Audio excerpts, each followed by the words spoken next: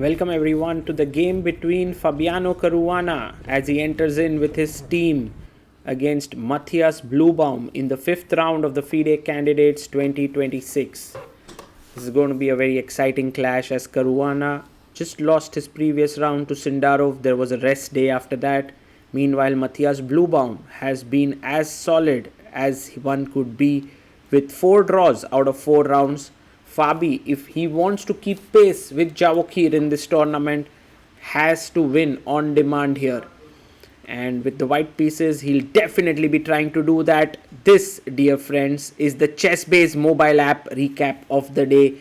Download the ChessBase mobile app from the link in the description. Pawn to e4 by Fabi. And Bluebaum here puts his pawn to e5.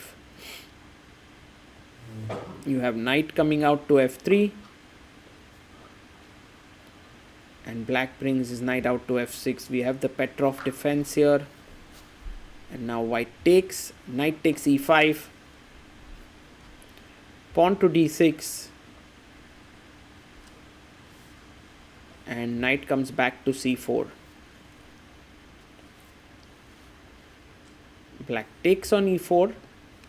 And this knight c4 is less common than bringing knight back to f3.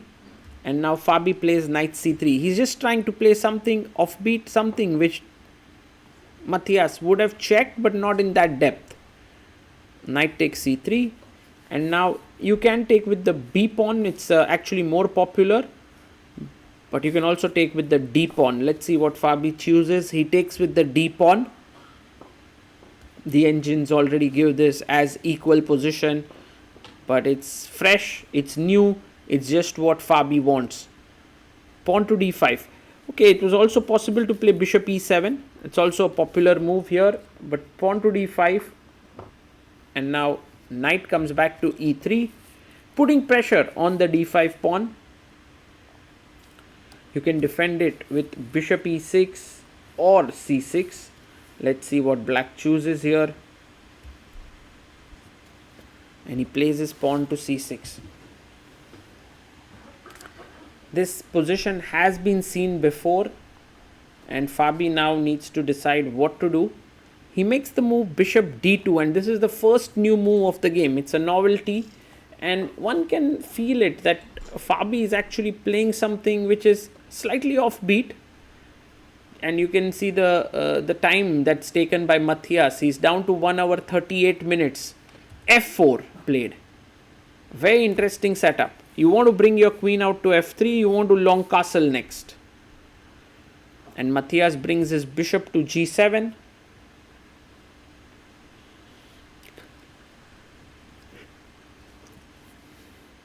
And now queen to f3. I like this position that Fabi has gotten here. f5 is on the cards, g4, h4. Okay, Matthias plays knight to d7. He's looking at coming into the e4 square. That's a bit of a weakness there. And now long castles here by white. And black plays knight to c5. The knight is looking at these two squares now. And Caruana simply starts hacking away at the black king side with f5. Definitely you don't want to keep your king in the center for too long. So short castle makes a lot of sense. And now pawn to g4. Caruana is step by step trying to get his pawns rolling. And rook e8 makes a lot of sense here. But he goes knight to e4. The knight is covering these two squares.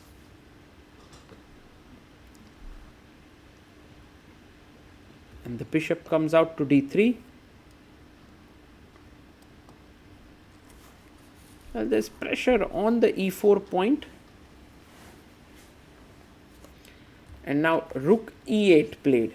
This is a mistake because knight d2, rook d2 would have been much better to play this position with rook e8, because now with rook e8 it gives an option for Fabi to take on e4, and that's an excellent decision by Caruana.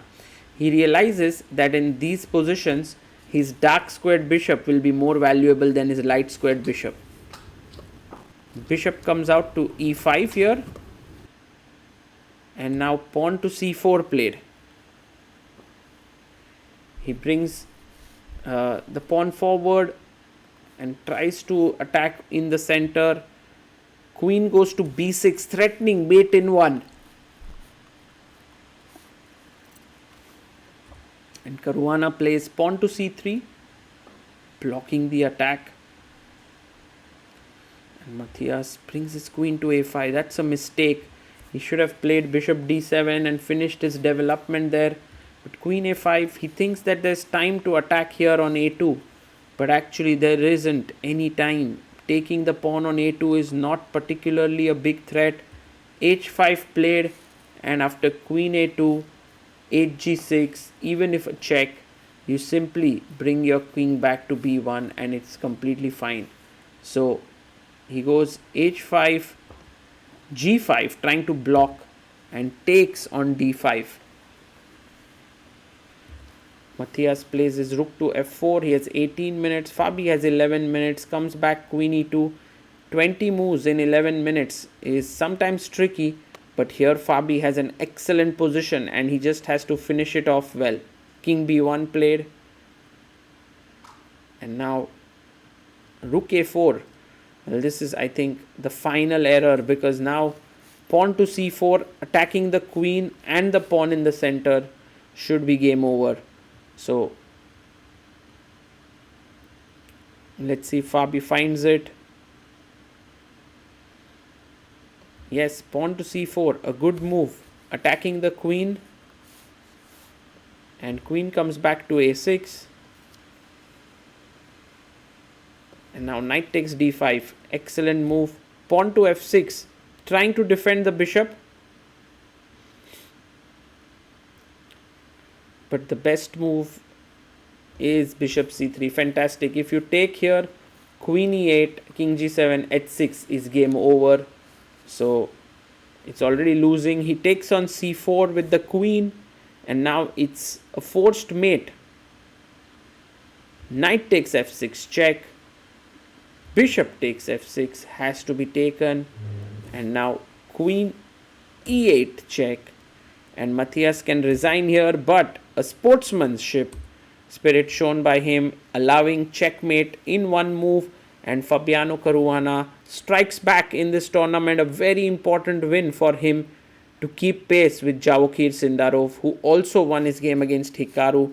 And so Fabi moves to 3.5 out of 5, while Matthias is on 2 out of 5, his first loss, and he needs to make a comeback in this tournament. Meanwhile, Caruana, well, for him, this will be a very, very interesting event, because he knows how to press in these events. He knows how to push, but Sindarov is pushing him to the maximum. After the game, we did catch up with Fabi. Amruta interviewed him, and this interview has a lot of interesting elements that you can know about Fabi's thinking. So here we go.